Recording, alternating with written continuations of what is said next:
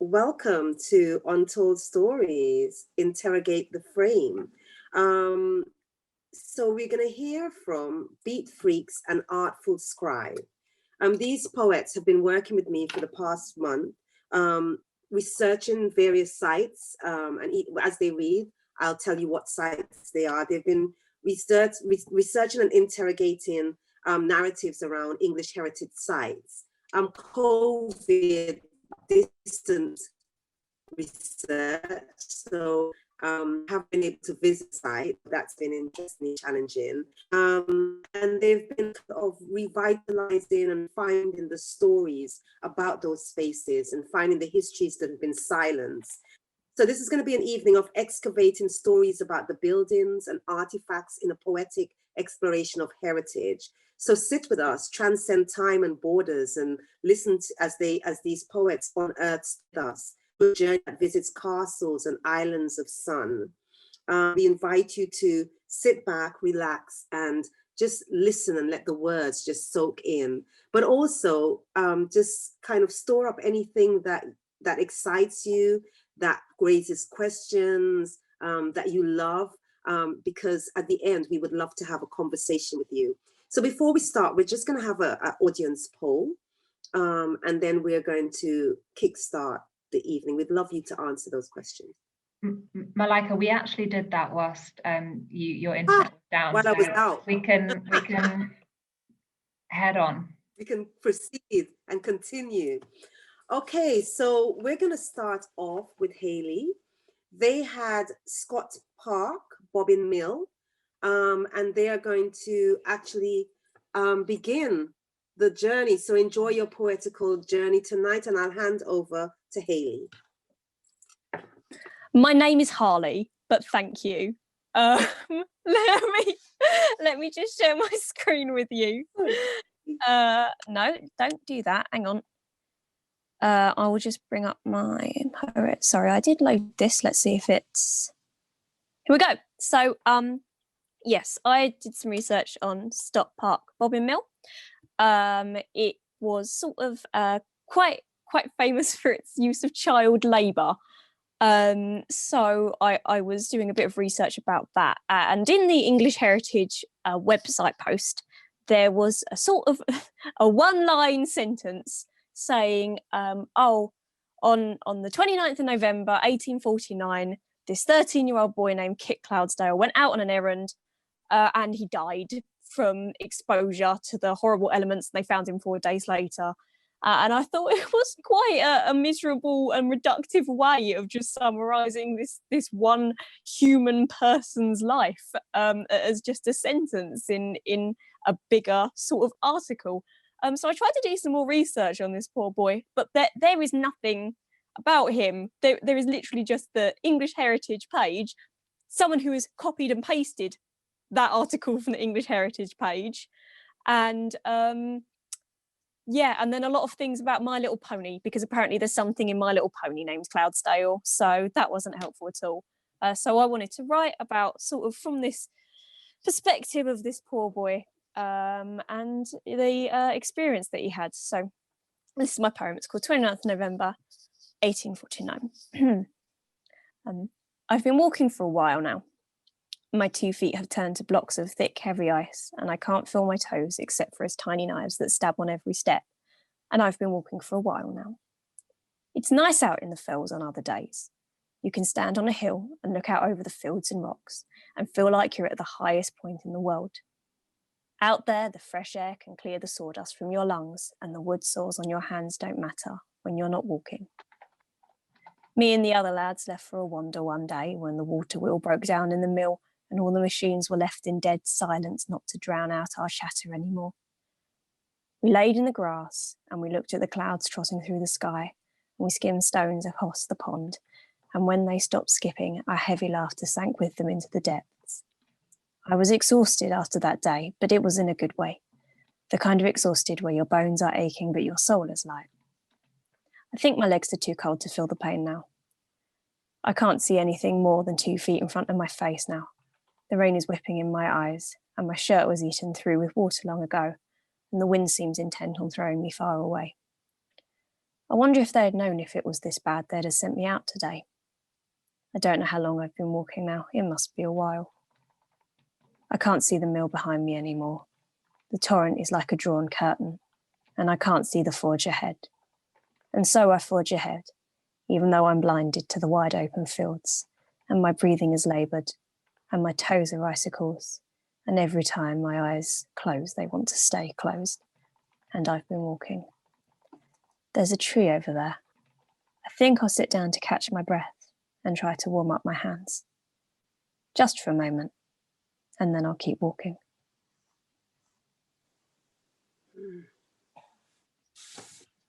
Thank you. Beautiful, Harley. Gosh, because you know the end, it's so harrowing listening to that. Next, we'll have Katie and Tabby. They both looked at Good Shore Chapel.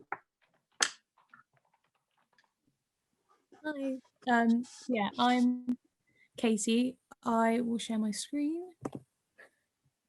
So I was interested in Good Shore Chapel for the reason being that it was one of the first, if not the first in the country for a non-conformist church, essentially a Baptist church.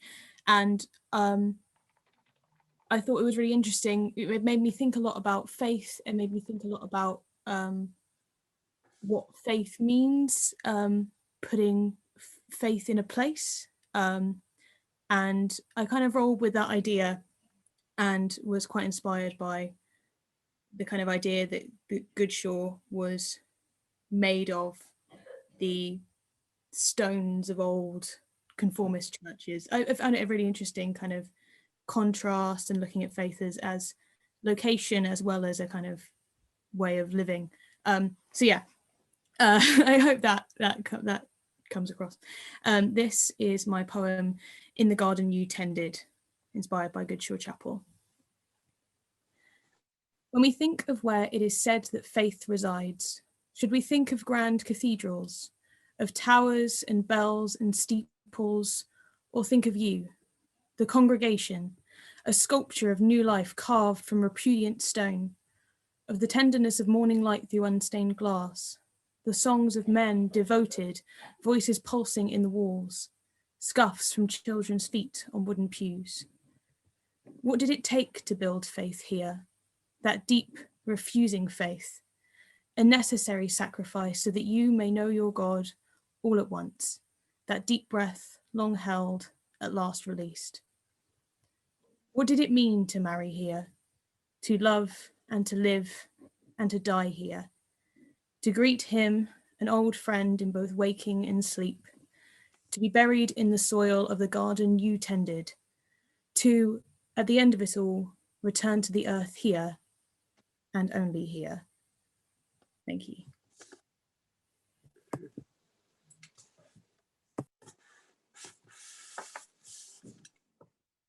Hi, I'm Tabby, and like Katie, I was also looking at Good Shore Chapel, in particular how it came to be established where it is now, because for a long time this congregation moved about between these more unconventional meeting places, people's farmhouses and cottages and barns, and then they set up a more established meeting place in 1753 in a place called Buller Trees.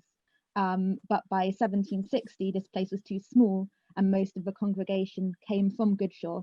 So they moved the insides of the chapel across the moor, carrying the pews and all the fittings on their backs. And I just thought this was a brilliant image, and was really interested in what this said about and what counts as a place of worship. So that's what my poem is about. I'll just get it up on the screen for you. There we go. So Good Shore Chapel. God's house comes singing over Swinshaw Moor, borne on backs and lifted. From Buller Trees you see it, innards of a church without its walls. They bear it, shouldered like an infant or a lamb, logs for the fire, a spade or tools or lumber. From one invisibility to another, a blacksmith shop, John Pickup's barn at Loveclough, then farmhouse, cottage, anywhere plain walled, this chapel sets up home, roots down in a new body, like bread made host. And this is faith, of course, is schlep through marsh and peat, is heavy on your back, is hearing a friend singing at your side. Somewhere close in fog they are still there, holding up the far side of the pew, shifting its weight to spare your stiffened limbs after a week of sweating in this earth. It's work, it's trudge and slog across the moor, this burden that they carry. It's hidden in the plain house of the body. Thank you. Wow. Just ruminating on that last line, really. So beautiful, and it's so amazing having two different perspectives on the building, from Tabby and Katie. Next we'll go to Ida, and Ida looked at Wadsworth Hall. Hi everyone, good evening. Like Malika said, I looked at Wadsworth Hall and I wanted to capture the slavery, the trauma of slavery that Wadsworth Hall inflicted and was a beneficiary and an accessory to. But I wanted to capture the trauma, not in a direct and explicit way that many times you hear in gore and guts and very triggering, using very triggering languages. I wanted to use almost beautiful like language to exalt the pain that is being preserved, to exalt the pain that's preserving beauty and preserving the will to live that those on the plantation kind of have to adopt as a way to survive. So yeah, it's sort of like a prayer-like sermon, and I did it in the form of a ghazal, so I hope you enjoy it. I'll share my screen now.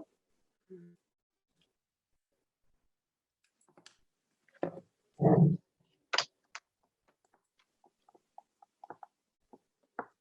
you all see okay? Yep.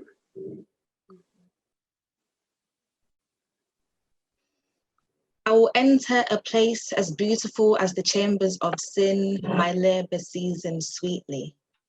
A hot house for me, a hot house for we, with pineapples, cassava and tamarind to eat. Dirt accompanies meals as it sits at home under fingernails, migrating towards limbs. The sun won't flog remorseful skin, its rays will forgive. Cattle will walk on four legs and obey its position. Hibiscus flowers will bleed. Bare leaves, a shade of evergreen, spices will perform their aromas, your own private show. Aniseed will bring heat as home once did, in a place my labour creates. Burnt flesh sits thick like incense in the air. You arise, you have life. Plant a mustard seed for me, plant a mustard seed for we. Faith dance as though to honour our feet. Greet the ground, prostrate to its rhythm for the hums and my soul's provisions. Marble sits between the slats of discs and lashes. Marble rejects the lashes. In a place my labour creates, our back is the mineral, the stone. We will sail on liberty towards liberation. Hope bright like turmeric with two handfuls of it to light the passage. Fallen women in white fan banana leaves, sustaining ancestral choruses that ring in three-part harmonies. They beckon for a return in a place my labour creates. My father's house has many rooms, and like my master, when I enter, he will say, well done, good and faithful servant. Stimulets abandoned by water. Ask for me to weep. This forced labor, my ministry prepares a place for me, for we. My blood fertilizes the ground for silk cotton trees. Not on your back, for its roots grew too deep. Growing pains gifted by your grandmother, the violations on her body pinch on yours. Sores packed with pus arise on skin, so seep through discharge, wrapping itself around ankles before returning to the earth. Light will be the source nobody hides from. The day will belong to us, basking in sun because we want to, our grief engulfed by its rays, like a bosom that soothes rage in a place my labor creates. A silk cotton tree for me, a silk cotton tree for we, not on your back, for this will give shade, not shade your back. Nettles will never pirouette as sin did with Eve. Wails of suicide won't be the accompanying piece. For its shoots will not loot bodies that whisper of ashlar limestone, archways painted by leaves. Welcome the end of a shift. Its fountain springs like my step once did. Roulettes on women's faces will run dry. Men will allow light behind their eyes. In a place my labor creates, white men wail, hail and gullies rided towards the gates. Where room is made on your face to smile, keep the space. For my labor creates a place, for me, for we. Thank you. I forget how to stop sharing my screen. Thank you. Wow, it's like moving from prayer to a kind of prayer of faith and fortitude, and I see what you mean, Ida, about beauty. Yeah, it's a really beautiful piece. And we're gonna move again, and we're gonna move from the, this big kind of hall, this big property, to the castle, of course. So we're gonna hear from Lawrence and we're gonna hear from Hannah, and they both did, and I know I'm not gonna do this, any Cornish people in the house, it's not pronounced as it's said, Tin Anjan Castle, or Tintagel Castle, I think it's pronounced, where there's all fables of Arthur residing or being born. I hand over to Lawrence first and then Hannah.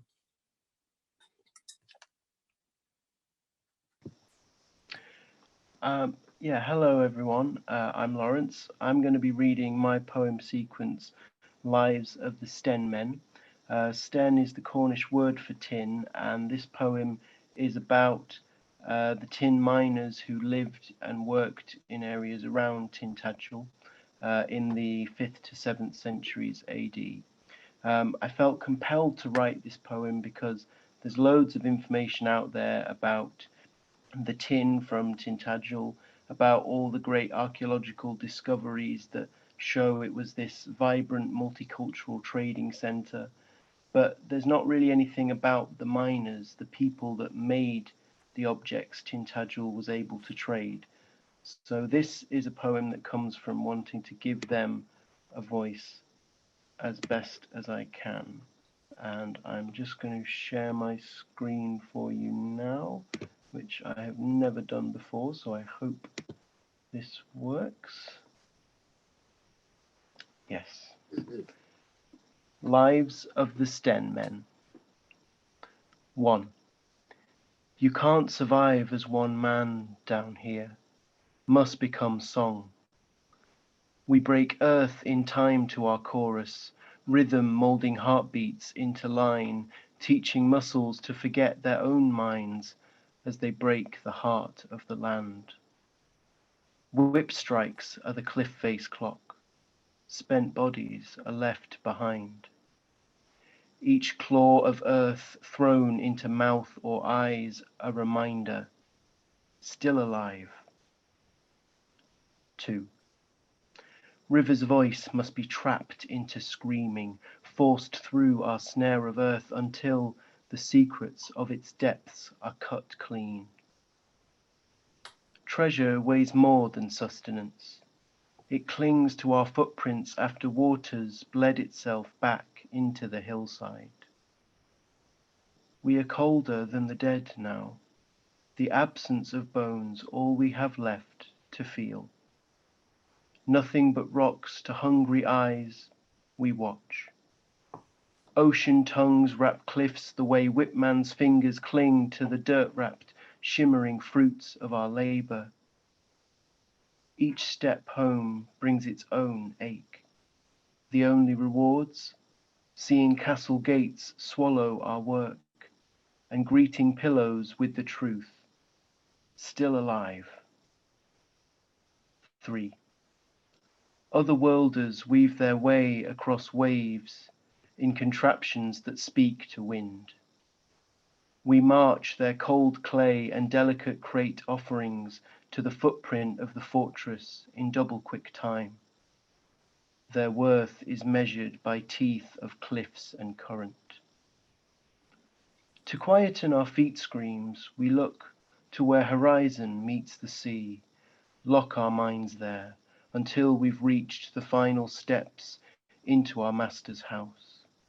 Inside, ocean's voice dies to the chaos song of commerce. Different tongues gesture their way towards common ground. Horse dung clashes against spice and wine. We drop their offerings off our backs in double quick time. Glass finer than a heartbeat, silvery grippers for meat we'll never see, pottery homes for favourite things, all safely passed on to others' hands. Our fingerprints do not survive on the beautiful things that they take in exchange, but we remember making them. Masters and traders forget our faces, but after watching something of us leave this place, we sleep easy, still alive. Thank you. Mm. Sorry, let me just not be sharing my screen.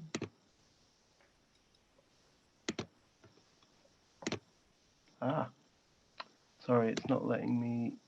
There we go. Apologies.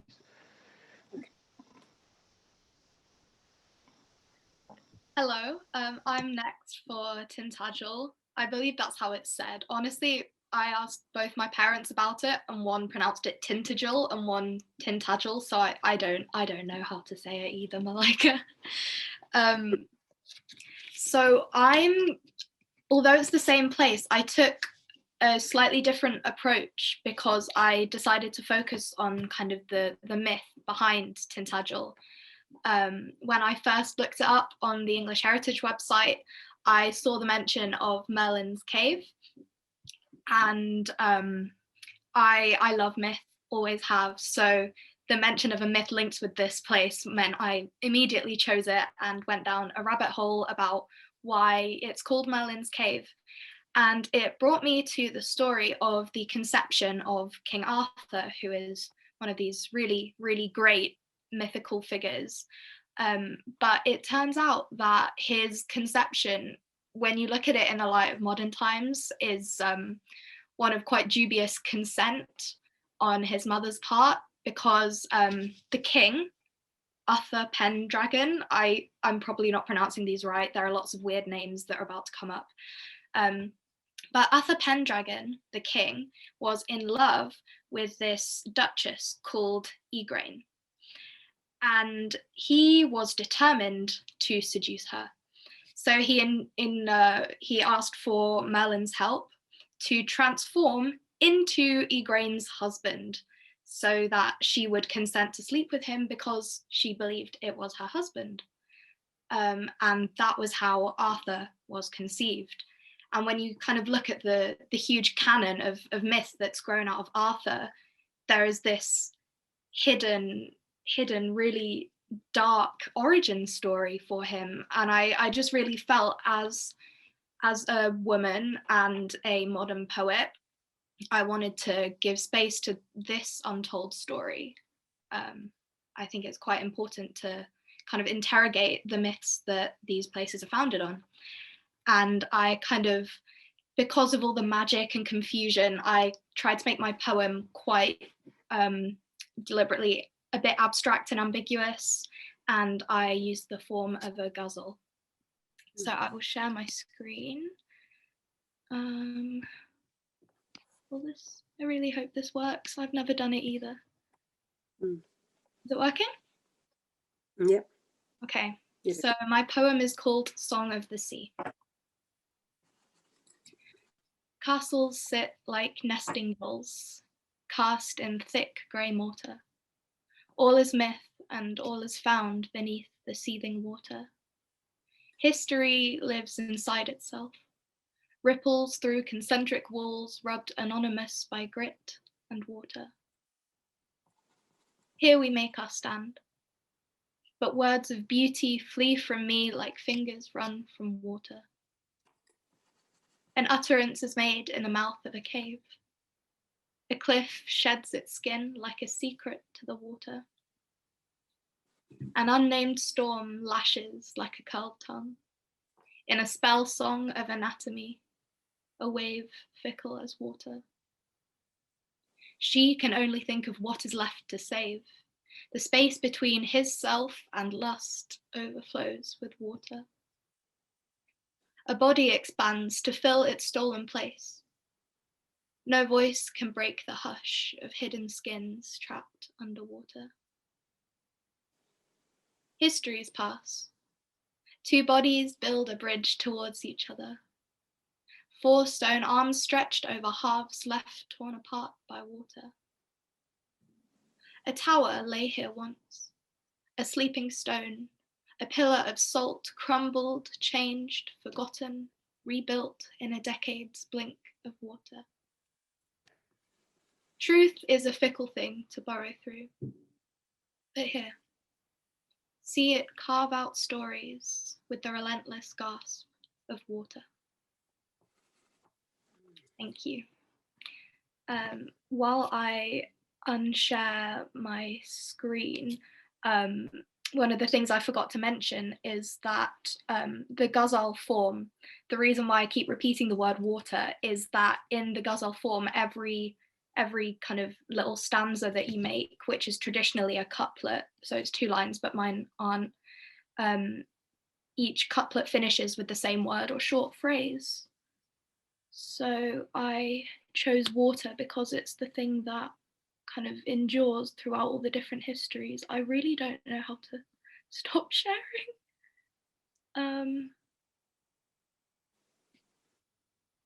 No, that's stopping my video. I'm so sorry.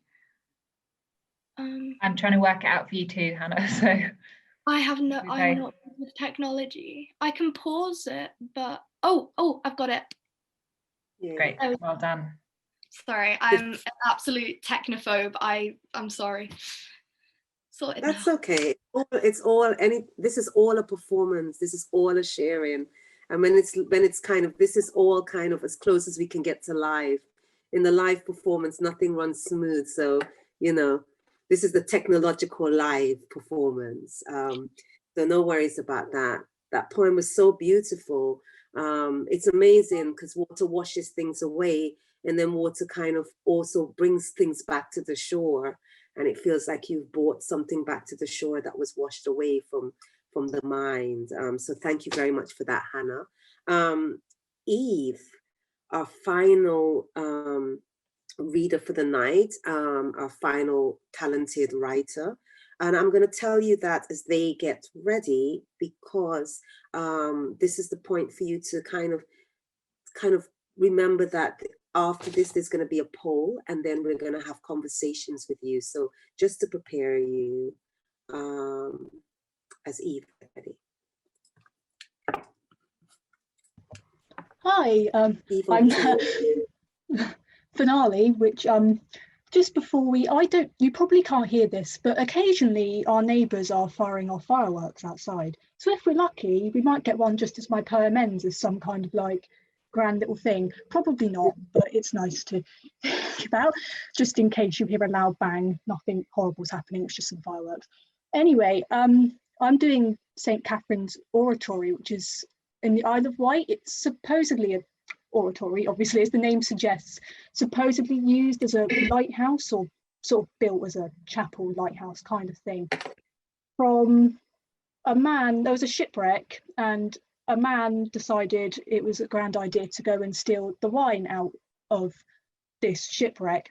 And there's not a lot said on the man sides. He was a landowner supposedly, and he stole some wine and then got punished by the church, and they said, we're going to kick you out if you don't build this oratory for us. So he did, and I decided there wasn't a lot on the man, so I was going to make up some sort of story-ish about from sort of before and then the punishment bit, winging this, can you tell? And then the building, and then the end. It's not really a lot to say. There wasn't really an extensive history on it. So, without further ado, this is cool. I'm going to check. Okay, good. This is Let There Be Light. In a teething heaven is the holy bones of a god, watery gum lines incised with shards of wine glass, dissected light as though an organ, vulnerable, stripped of sin from the inside out, the skin a page torn from the Bible. The Bible drips bloodied into his dreams. Heaven is a slow fix, but he, like father, is enamored with sin and seeks something quick, steals alcohol from the wash-up. God has an eye on him, burns holes, sparks, he drinks light meat, soul on fire for another man is best cured with wine. He's sick outside the church on a Sunday, coughing up wine and pages of the Bible. He refracts in windows, fragile with Mary's sacrifice, light-headed and slanted, his eyes froth with a heaven in flames and out of reach. God nails his love language to a cross, the devil's tongue weeping sin. Scarred knuckles and bruised knees, he kneels before his sin, grinds the wine into teeth, into Adam's dust, into rosary beads like a noose, and to God he prays to be hung. The priest chews the Bible pages and prayers, which spittle and glue to become false promise of heaven, where blemished flesh invites into it pure light. He must be a lightweight, the hangover ferments in sin. Days and nights blur drunk as though mocking, as the lighthouse stretches to heaven, to watch over the dead souls lost in the mouth of the sea and blood-stained wine. For those wounds he must repent. And with the skeleton of the ark and ripped pages of the Bible, he erupts, like a spleen, the spinal cord of God. And God, oh God, he feels the light swimming through his bones, a warmth like sunlight spilling through the pages of the Bible. A soul steeped heavy in sin comes to him, seeking salvation from wine and shame thick in his veins, a forbidden lover away from heaven. Or maybe he is already in heaven with all her teeth and he is already dead. Perhaps God knows mild hands like warm wine and lets him transcend under lighthouse light. Doesn't let flame nor sin lick him, instead gives him angel wings straight from pages of the Bible. Thank you very much.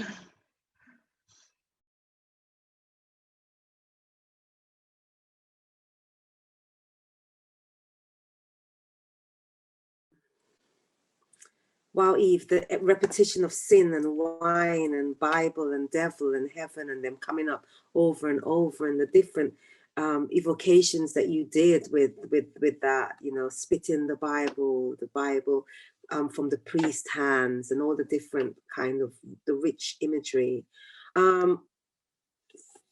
Yeah, can we give a kind of click round of applause, even though the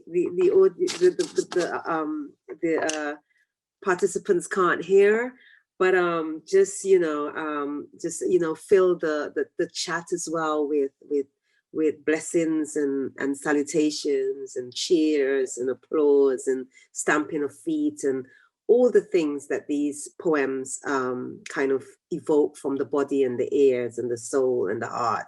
I'm really, really proud of these writers, because we didn't have quite very long to do this project. And last week some of us were thinking about the themes we were going to explore, and some people had little lines or completely rough drafts. And I'm even shocked by what I'm hearing, because these are totally transformed poems from the ones that I heard last week. Before I come to you and kind of sum up and kind of refresh you and everything, are we gonna have another poll now, Caroline? I think we'll do it at the end after we've had a discussion about some of the poems. Okay. So I'm just gonna go through and just refresh your mind, your hearts, your souls about what you heard. I'd love to use the chat to write any questions down that you have, and we'll just have a conversation. You can write questions down, you can write kind of evocative things that came up. It's a conversation and a sharing with the audience, more than a question and answer only. Started off in Scott Park Bobbin Mill with Harley, and they had such amazing lines. Their poem just explored the wandering mind, the lost and the walk-in. So, you know, we had marches in dead silence, not to drown out. And we had the rain whipping down and the 2 feet blocks of heavy ice in front, and just felt like we were right in the mind, embodied this young 13-year-old boy as he was strolling and walking. And then we went on to Katie with these rhetorical questions, looking at Goodshore Chapel and faith as location and a way of living in the garden that you tended, the congregation, a sculpture of new life, that deep refusing faith. And the idea, just I can see the picture of being inspired by these people, transporting a church and carrying the pews on their backs. What kind of emblematic image is that? And then we went to Tabby with the same space. And Tabby brought up some beautiful lines like God's house, born on backs, this chapel sets up home, roots down in a new body, a congregation from where in the fog is still here. And then we went to Ida, who started off by saying that she wanted to capture beauty and exaltation, and not just dwell in the pain and the triggering that can come from dealing with heavy topics like slavery. And my God, didn't she do that? I will enter a place as beautiful as the chamber of sin, where cattle walk on 4 legs in a bait's position. And that line repeated, plant a mustard seed for me. I don't know why, but I found it very touching. And then we went on to Lawrence, who did Tintagel Castle, and the tin miners, you know. Isn't it amazing? The poets always find the music that's not sung, the music that's been buried in the cracks. And I think both Hannah and Lawrence's poems were like music. And so he said, he starts off by saying, you know, the tin miners, making them become song, teaching muscles to forget their own minds. You know, we are colder than the dead now. Oh my God, that raised the pores on my skin. And the worth is measured by teeth of cliffs and currents. And then Hannah continuing in the same place, exploring the dark origin story. Usually, as we know, history was often told through the heroes, and through these kind of masculine and patriarchal kind of myths. And here she is just blossoming and raising the female part of that story in a beautiful song. The ghazal is a Eastern form that's around sound and around repeating and doing it, that refrain of water coming up. And the castles sit like nestling dolls, cast in thick mortar, where history lies inside itself. And I think there's a line that Hannah says, words of beauty flee from me like fingers run from water. And I thought that line, words of beauty flee from me like fingers run from water, seems to sum up all the poets. It's like all the poets, the words were running like water over us, just washing over us. And yeah, and as I said, that when Hannah finished, it felt like the water, like, you know, something that had been washed away had been kind of brought back to shore. And then finally, the finale, Eve, whose introduction was just an amazing performance in itself. I know, Eve, that you felt like you were just kind of like just making it up on the spot, but actually it was so wonderful to kind of see you kind of communicating all the complex ideas that went into that complex poem. Just a rich material with nothing. So there's the rich material of a man stealing wine, being punished, having to build a lighthouse, and almost like you had the skeletons, and then you created the poem from that, and the coughing up wine and pages of the Bible, heaven, in the holy bones of a God, the devil's tongue reaping sin. I wanted to I was like, I hope you haven't what do you call it? I hope you haven't claimed that line for yourself, because I wanted to steal it. It's so created poet envy in me. And with the skeleton of the ark and the ripped pages of the Bible. And actually, I'm gonna open up to the audience, but I'm hoping that going back over your poems kind of took the audience back. But I'm going to end by saying actually that most of it was almost like you kind of looked and searched through the music sheets of the English heritage, in English heritage in these spaces, and found the music and that's not sound, or found the music that got a bit rusty, or that's never kind of aired, and you kind of all sung it in different ways. How beautiful were your poems tonight? So I'm going to open up to the audience and kind of open up my chat and see what you've said and what we can respond to.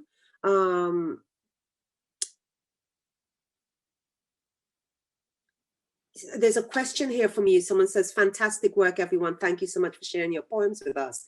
The question for all of you, do you think your experience focusing on English heritage locations impacted on how you now perceive the place? Like, I think it's asking, has your perceptions kind of shifted anything or changed anything? And if so, how? I suppose the other thing I would add to that question is, did it actually do anything to you as writers as well? Yeah.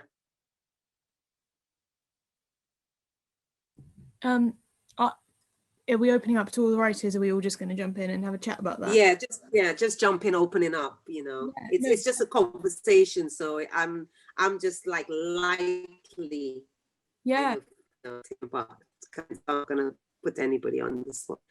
Yeah. So definitely impacted the way that I think I'll view English heritage sites. I think in the future, looking at not just what they were famous for, but what they're not famous for, what little things went in the when I was researching Goodshore Chapel, I found that the first non-conformist English church was made out of the stones of old derelict conformist churches, and that was a really beautiful image of heritage and the way that heritage is kind of transmuted through time. And I think that's really going to kind of influence the way that I perceive these kind of places and this kind of heritage of Britain from now on, for me personally. If I could just jump in after that, I've kind of similar to what Katie said. I've been to English heritage sites in the past, and I've almost felt a little overwhelmed or a sense of awe at times as I've first gone round. And then by the end of my visits, normally if I've looked at a guidebook or if there's an exhibition to look at, I was tending to focus on the concrete things I could look at. But I will always now, when I'm looking through our heritage and history, kind of keep in mind that there were people who've walked these places before me, who've kind of laid the ground I'm walking on, I guess. And it's something that I didn't have in mind before, but definitely will from now on. Yeah. I think I've definitely kind of through this found that I didn't think it was possible to be able to kind of combine your instinctual feelings about a place with its actual kind of geographic reality. Mm-hmm. I'd never really thought about how to marry place and the emotions it brings up and the stories it has, and this was kind of like my first experiment into it, writing about places, because normally I kind of write about other stuff, kind of I don't know really, but it was just, I think it's definitely going to change how I just inhabit any space, kind of like being conscious of how it has been occupied in the past, and the fact that in any place there's kind of layers of history, kind of different foundations, everything. There's a lot that is hidden that deserves to be uncovered in any place, really. I'd just like to add on to what Lawrence and Hannah kind of touched on. In terms of, for me, I feel like my interactions with English heritage I never really saw myself there as someone of African descent. So being able to, I guess, understand the histories and kind of place myself, see myself, and where me and my people, what place they have in English heritage, because I feel a lot of the times they are silenced. So many people in history are silenced or forgotten, or we frame the winners in history and we frame the winners in English heritage. So being able to research and look behind what we're giving at face value, I think was definitely beneficial for me, and I will definitely keep on interrogating what we are told is English heritage and looking for where things are being silenced. So yeah. Is that everyone? Yeah. Either someone had something really interesting and they said the mustard seed resonated with the Buddhist story, the ubiquity of grief. It's interesting. What were you thinking about with that mustard seed? I find it really interesting that this person took it to grief with the mustard seed, and just wanted your reaction to that, to Pippa, who kind of gave that reaction. Yeah, I'm just gonna bring up the poem line again just so I can see. But I wasn't thinking of grief, so to speak. It was more so kind of when I was thinking when you plant a mustard seed, it was kind of like of faith, because I know in biblical text you can have faith as well as a mustard seed, and that'll be enough to like kind of strengthen you and keep you through. But I guess the element of grief, you picking the element of grief, also makes me look at my own poem and I'm thinking, wow, I can see how that resonates in the poem, because I am talking about faith, dancing and honoring feet and the ground, and with grief, you grieve something that is no longer here and has been buried in the ground. So I kind of see I see where Pippa was getting at with that. But yeah, I was kind of talking about keeping the faith and the will to live.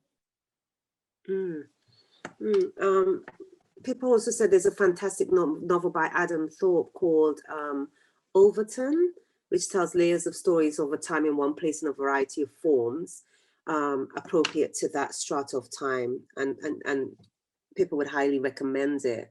I wanted to, if anybody has anything else to ask, or to any response to any of the poems, that please put them in, because this is really, especially in Zoom, you've kind of written your poem, you've performed it, and there's not a space for applause. So I think this is a space for the audience, the writers, to kind of, they've just aired some of the raw stuff because it's just hot off the press. So it's a really nice way to kind of talk to people as opposed to applause about their poems and about this process. So if you have anything else, please put it in the chat so that we can interact with that.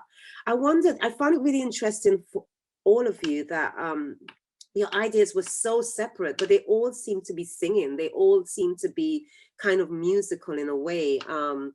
Even the poem about the 13-year-old boy seemed to have this kind of repetition in it. And I wanted to ask, when you heard other people's ideas or what other people are doing, did some of what they were doing feed into what you were doing in terms of form or structure, or is this just accidental? I think it was just pleasantly accidental, wasn't it? I think we came together on a couple of days. Was it yesterday? Oh goodness, time has sort of stopped having a meaning for me, unfortunately, in 2020.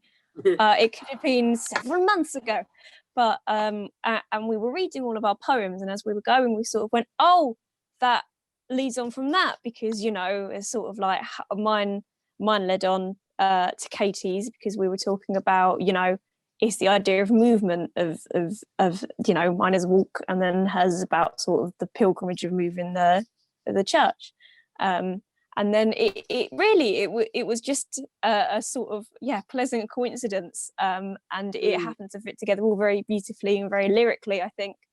But yeah, no, we sort of when we did the first sharing with you, Malika, we sort of, I think we decided we wanted a start point and an end point with whose poems, and then we just sort of found an order within everybody else's. So it was a really lovely process.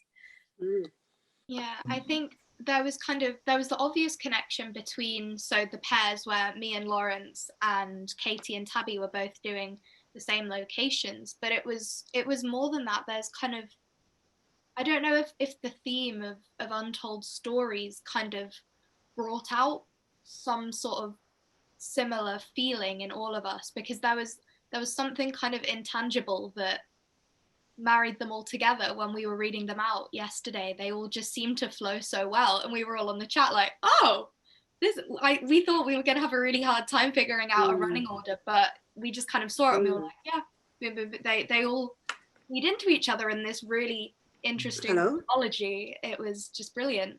It was really, really exciting. But yeah, happy coincidence.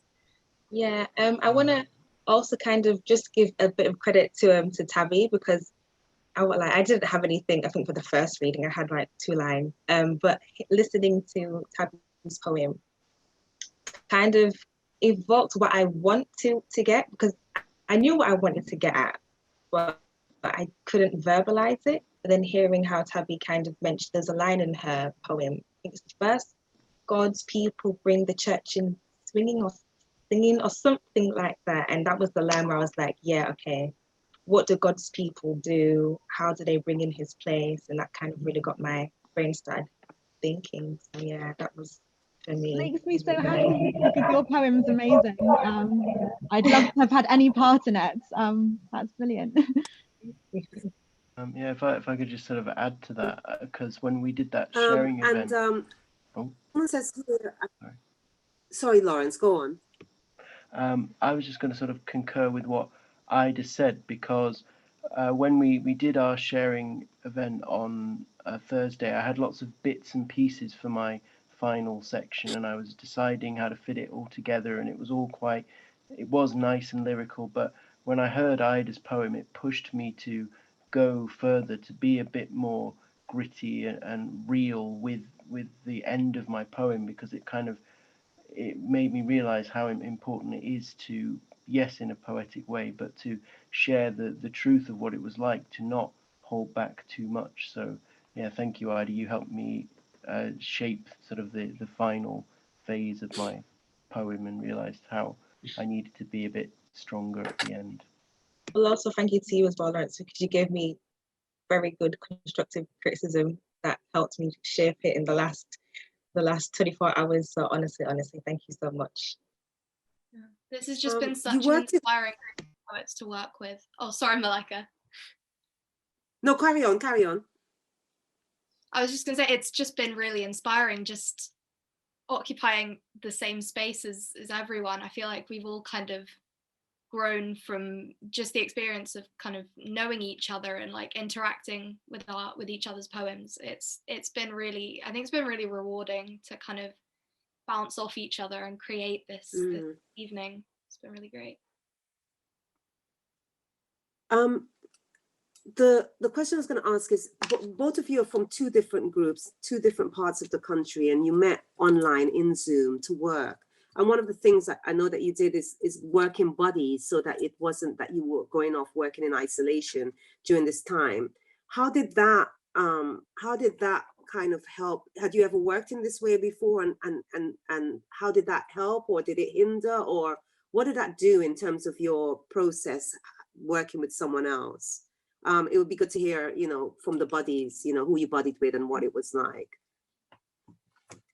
So I was buddied with Ida and Lawrence, and it was really, really great, really helpful. I think then as we moved on, we sort of all came together much more, and we're all just sending each other bits of our poems and voice notes, which was also brilliant. But I'd never kind of experienced, I mean, it was just brilliant to kind of meet other poets and other people who are writing and interested in the same things, but I'd never kind of worked in kind of small groups like that before, and having people that you could just send something over to in a really rough and ready stage and get some feedback straight back, I think was really helpful. And me, Ida and Lawrence were all writing about different places, but I think we all definitely, definitely felt that I gained things from both of their ideas, and I think it was really helpful. Yeah, In the end, we were all the buddies. we were.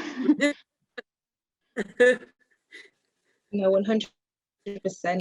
No, we definitely all did become each other's buddies, which I was appreciative of. But in particular, my little buddy trios, I think as a poet, you get so used to hearing your own flow, your own words, your own way of doing things and doing poetry. So being able to be with two completely different poets, and being amongst different poets as well, that kind of use language and imagery in a different way, I think was really, really beneficial. I feel like it's almost like when you learn another language, I don't know if I'm making sense, but you just learn another way of doing a thing. So if you guys want to continue being buddies, I wouldn't mind.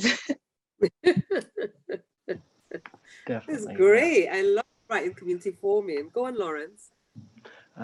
So I kind of agree with everything that was said. Something else I just wanted to add is that I don't know what it was like for everyone else, but I found the first lockdown completely killed my creativity. Poetry was a really natural thing for me before then, and I often write about my chronic health conditions. It's a really good coping mechanism. Completely lost it through lockdown, and through this project, through the writing group that we've created, I've not only sort of found poetry again, I've found new ways of expressing, a whole new way of looking at things. So I'm really appreciative of both the support we've had from each other and also the project itself, because it's come at a time when I think I really needed it, and looking back at history is now allowing me to write about my health conditions again. So it's great to have the flow of writing back. So thank you to everyone for that.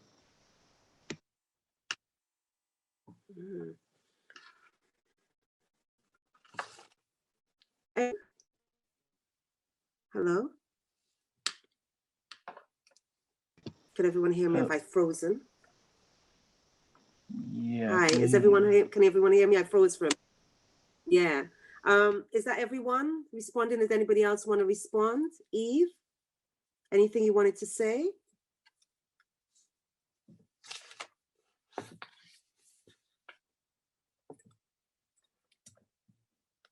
I think I'm going to end on this last question. I don't know if you saw in the group, Pippa put a really interesting kind of myth or story in the group about Kishma Gautami goes to Buddha to ask her to bring her dead child back to life. And he says if she can bring in mustard seeds from a household where no one has died. And so there's a beautiful kind of story in there that's really interesting. I love when you kind of write poetry and then you discover that the line has so much more depth to it. The last question I think I'm going to ask is that someone says, and let me just find it. Someone said, all your poems were so beautiful and melodic. I was wondering what struggles or difficulties you came across while researching for or writing the poems. And they end by saying, you've all inspired me so much this evening, but I think that's something we haven't spoken. Well, Lawrence spoke briefly about how lockdown has had an impact, but that's something we haven't looked at. Were there any difficulties or struggles you had researching or writing? And in a way, how did you overcome that? Because obviously we can see that you did from the product, from the reading tonight. Oh my goodness, did I have I tend to write very introspectively. I write about myself and I write about my experiences, and so to try and channel something and try and express something that I didn't know, I knew as much as I'd researched, but I didn't know it intimately, was a huge challenge. And I think that's why I ended up taking the route of asking questions. You know, you don't have to write a poem that answers questions. You can just ask more, because it's just as important to think, well, this is something I don't know, this is something that I'm not used to, and something that I can't understand because I wasn't there. I don't know if that makes much sense, but I really enjoy taking that different approach and going, actually, I've done all this research, but I don't know these people, and I write from an introspective place. So let's just think about projecting it outwards. What would I want to know about them? What would knowing them mean for me? What does it's cool. Yeah, I understand that. Yeah, I'm trans, so legally the only thing I'm allowed to write poetry about is being trans. Otherwise the police come and get you. I was like, I was originally going to write something about that, going to do some research into the LGBTQ history, and then I don't know, I was struck by this story that we found in this one tiny paragraph on the English Heritage site.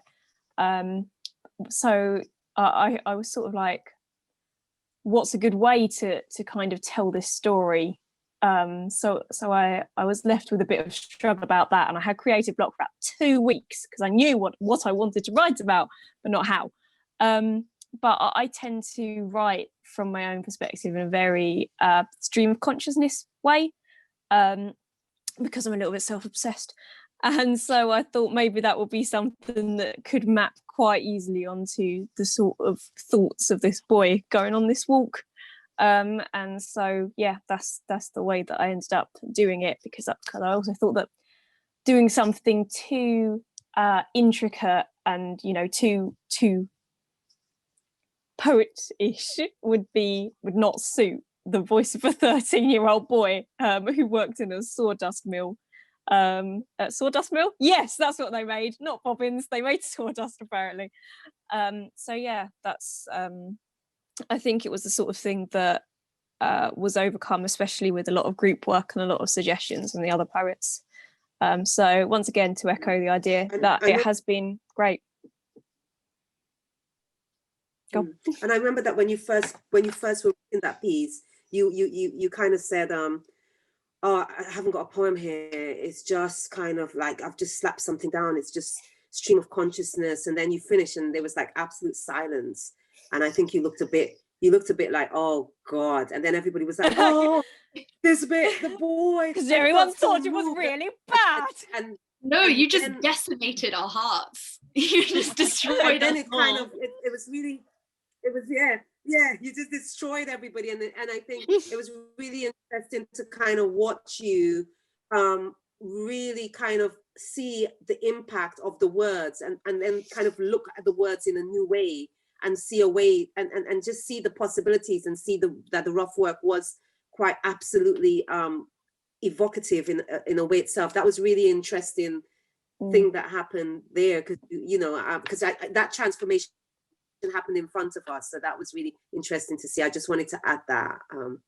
Yeah. Also, I would like to quickly say, Jodie, 9, I do see your question. Yes, I would like to write more about English heritage sites. I don't know what part of the country you live in, but if you ever get the chance to go to Dover Castle, I think you should go to Dover Castle. You should write a poem and send it to us.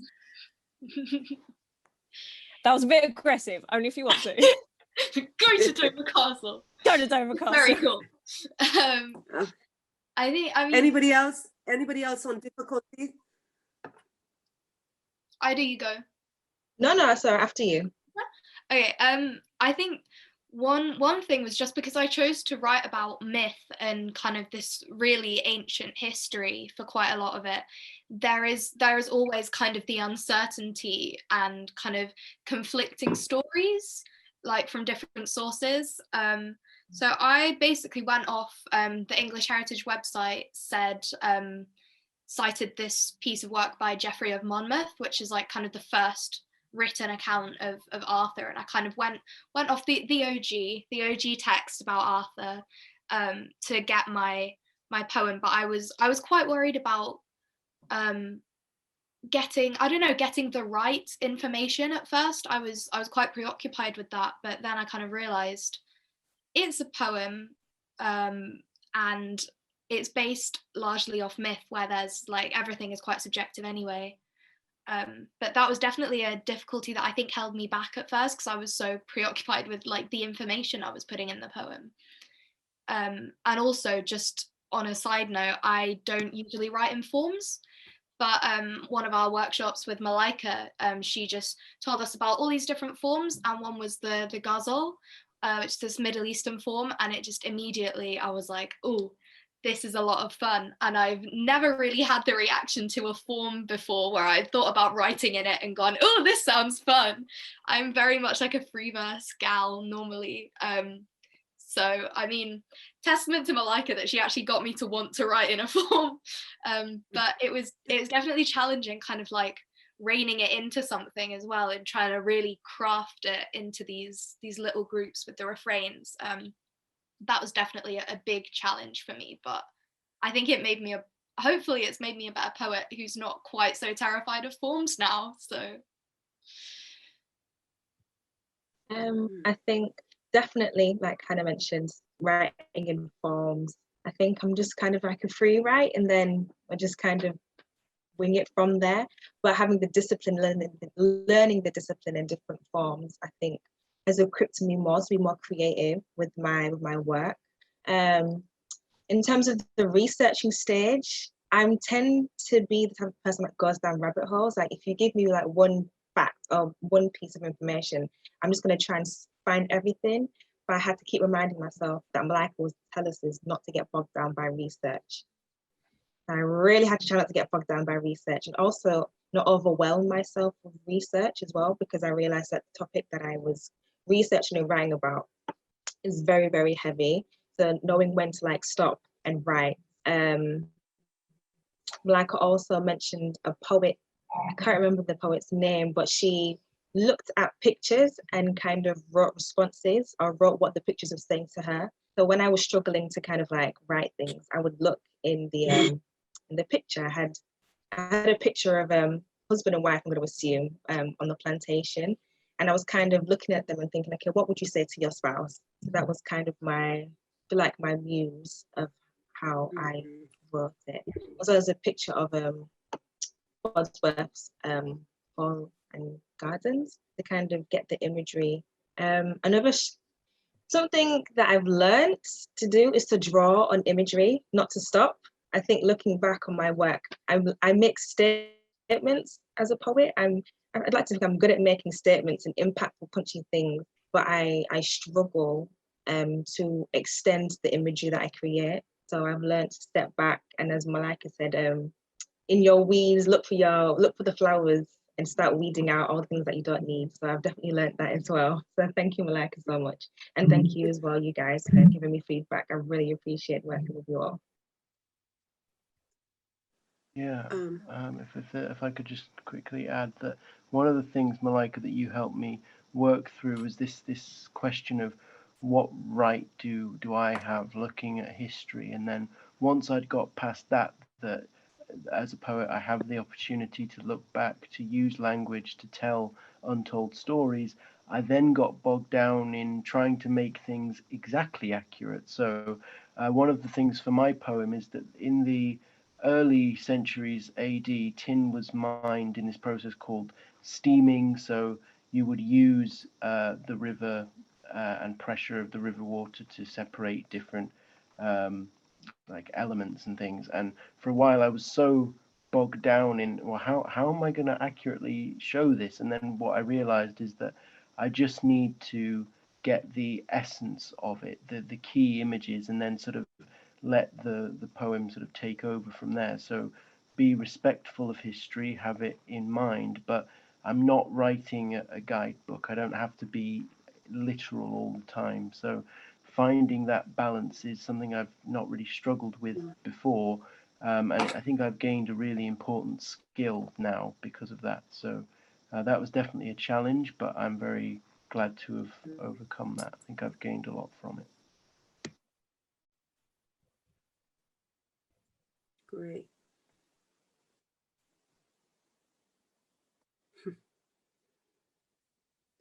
Eve, were you going to say something? No, I was just, I was thinking about how it was quite difficult because of the way the words repeated.